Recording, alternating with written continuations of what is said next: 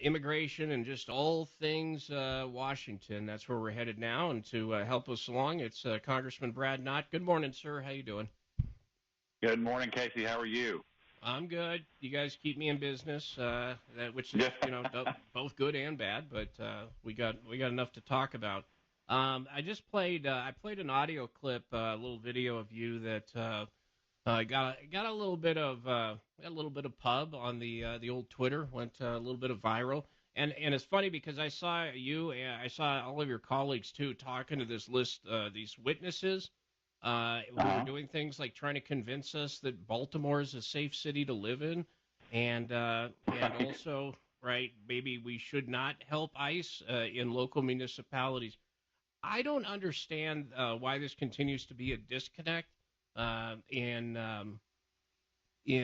so many places, especially like Orlando. Just DeSantis had to go in and kind of straighten them out because now there's real consequences for this that the Sure. Trump administration's not afraid to hand out. So, as somebody who's getting to do Q&A with some of these folks promoting this idea that this is somehow a good thing, and knowing that North Carolina is one of the leaders for not aiding ICE because of the decisions in Wake and Mecklenburg County.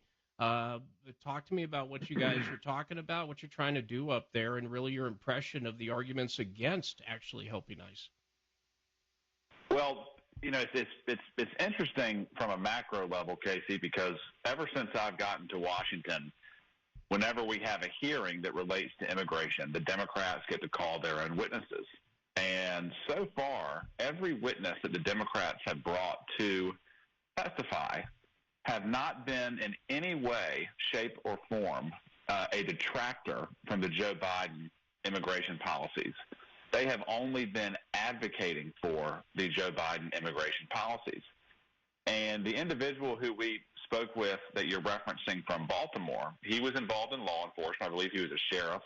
He had been involved with local government in Baltimore for years.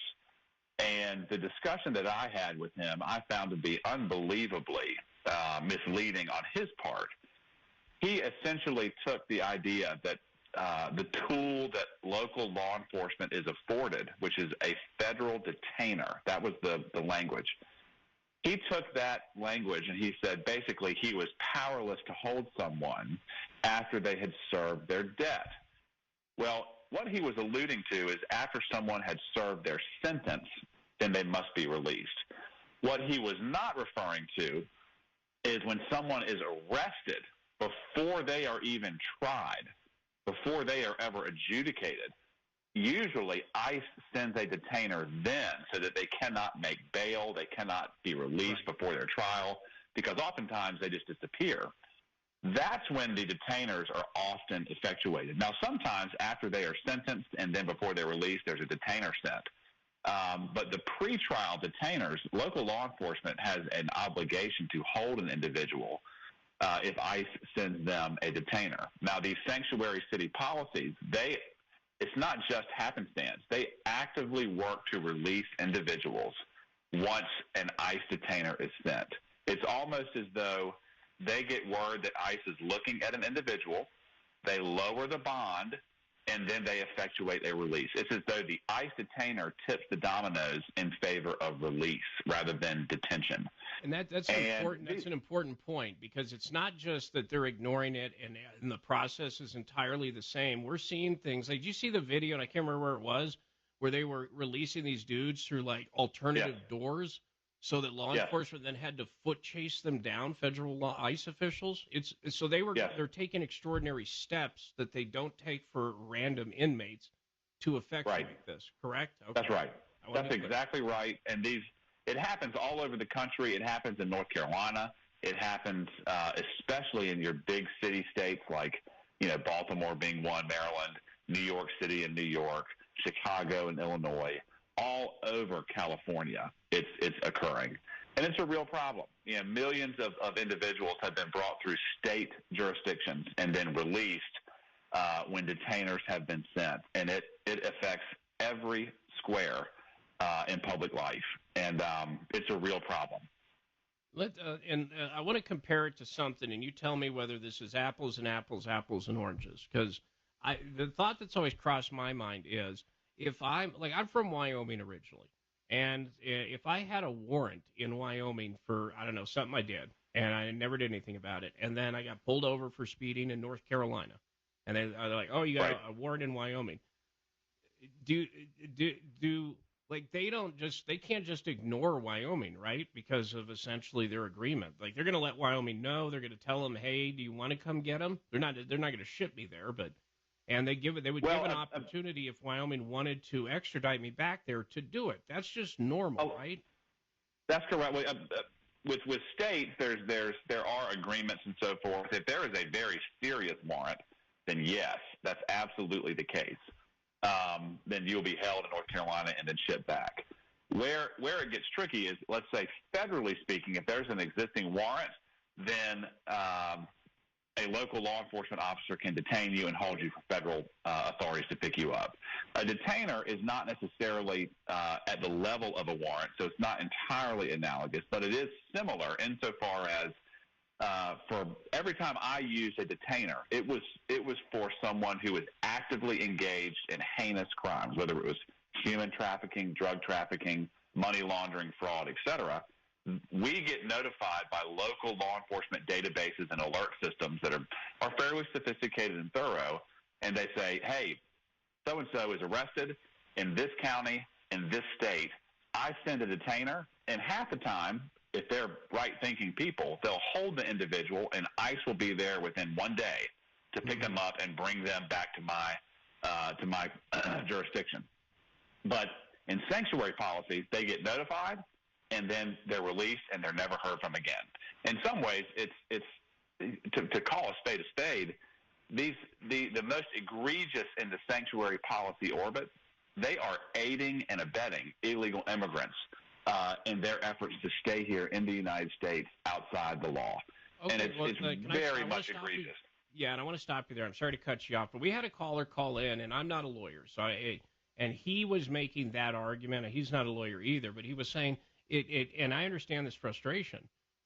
How come officials who will do things that lead to the release of people who then may go out and commit crimes, how are they not accessories after, accessories before, any of the legal terms you would use? And I said, well, I don't know that I've ever seen anyone be able to close that gap, because wouldn't they then have to know they're going to commit another crime? You are a lawyer. You are a prosecutor. So why could somebody be charged with that? And if so, why hasn't somebody been charged? Because that sounds like a great test case for the Trump administration. Yes. Well, Tom Holman has been very clear about this, that if there are certain actors who take various measures to assist illegals like I just described, Casey, that they are looking at charging them. Where the left is masterful is they bury themselves under the cloud of obfuscation and under the cloud of having a lot of hands touching the various quote process. And so it's very hard to pin down exactly where the decision was made, who made the release happen. And when you get involved in various sovereigns, state law versus federal law, state process, federal process, et cetera, it can be very difficult to nail down exactly who knew what when and why they were acting as they did. But in certain instances, I believe that there absolutely is a need to investigate. There's a need to hold these individuals responsible. And like Tom Holman has said, like Pam Bondi has said, if you are actively engaging in the subrogation of federal law enforcement's ability to detain illegal immigrant criminals, again, this is a point that I made with the Baltimore individual. These folks have been arrested at the local level. Then local law enforcement is notified that they are here illegally. If there is an effort to remove them from custody and to let them go, there absolutely should be an investigation. And I think that the Trump administration is looking at this, and they're waiting for the right case that they can absolutely nail before they bring charges. Well, let me give you an example, and I don't know that anyone was willing to touch it with a 10-foot pole. You probably remember this. There was a lot of news coverage surrounding a woman who decided to take, as during the first Trump administration, decided to take sanctuary in a church in Colorado. It was in the Denver area. And then she lived in the church for months and months. They ended up moving her to other churches. And then she came out and was like, well, she went to Costco and they actually grabbed her and deported her here about a month ago.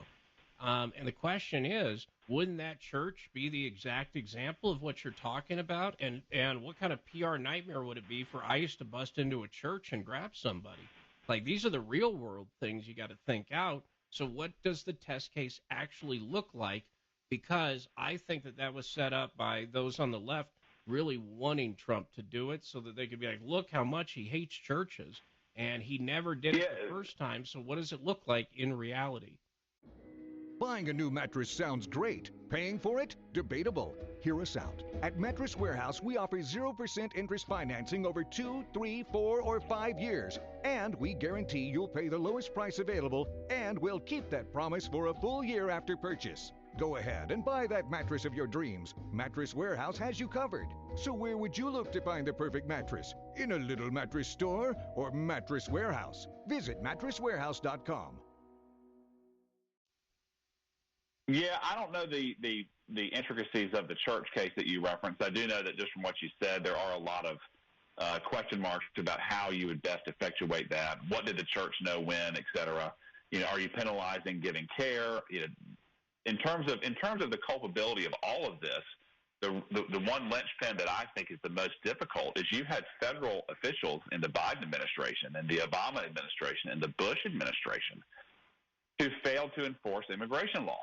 And so they're the ones that are ultimately responsible. And when people are here illegally, taking advantage of the sloppy and dangerous policies of the federal government, it does become a little bit more difficult to penalize individuals who, quote, quote, want to help those who are here illegally, especially if it's a church that they want to administer, basic needs and clothing and food, et cetera.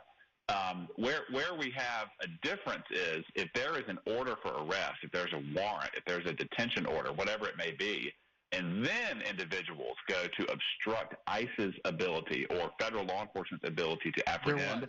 There was. Yes. She had an order. She had an order for deportation for 10 years. Well, that is when we could get into the level of obstruction.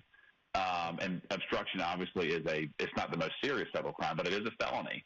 And when that occurs, that's when an investigation is probably warranted. Okay. Yeah, she was ordered deported like in the first Obama term, I think, if I remember the story correctly. So let me flip gears here. So one of the largest gun grabber organizations out there was David Hogg's organization, of course. Right. Following what happened at Parkland. And right. So this week they announced that all their donations just dried up from ActBlue, and they fired everybody. I'm aware there's smoke, there might be fire kind of guy. Are we going to get serious about the fact that this really absolutely looks like taxpayers through a string of NGOs and then back around through candidates and other organizations? We were funding protests against ourselves. Like, this seems like almost political crime of the century. It's so corrupt. Are we going to get anywhere with this? Well, I can't reveal everything that we're doing right now in judiciary, Casey, but we are going to do an extensive investigation into various outlets and NGOs. We are actively formulating that, and we've elevated that in terms of priority. In terms of the nefarious appropriations, you're exactly right. And one thing that this administration has really put the light on, which is it should concern every citizen, is the network of NGOs and the vast amounts of wealth and taxpayer dollars that has been distributed to facilitate things like illegal immigration. And it's still going on. Sometimes it's semi-legitimate state actors, right? Like, look at California.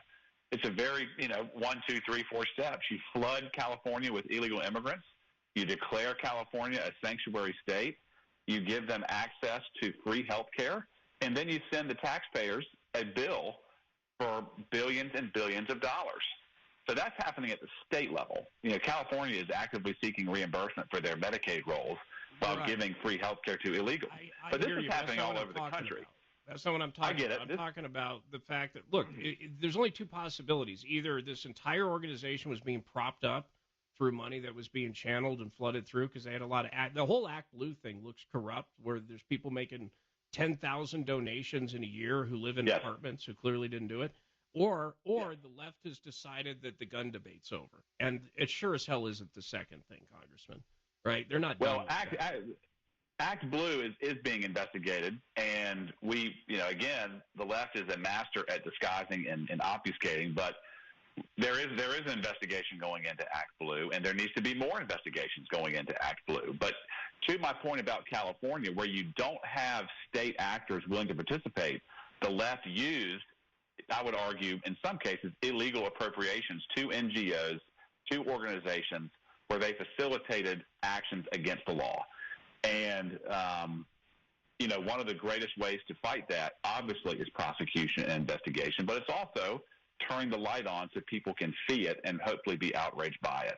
But to answer your question, I got a minute. I just want to let you know. So, all right, go ahead. We are going to investigate. We are going to be issuing, very, very significant steps in terms of subpoenas and so forth, and reviewing this data, and hopefully getting to the bottom of it as it relates to these NGOs like Act Blue and otherwise. I share the frustration with people. Let me just close out with this. Nobody's been arrested yet. Okay. And Pam Bondi still hasn't released the Epstein list, but now we're at 3 times she said it's on her desk and it's coming out. And I'm just saying, man, like, something's got to give. I see the president screwing around with Letitia James, which is going to make some people happy, but there's a lot more to this. I know you know that, and we'll continue to pick your brain. So I appreciate you stopping by today, and we'll chat.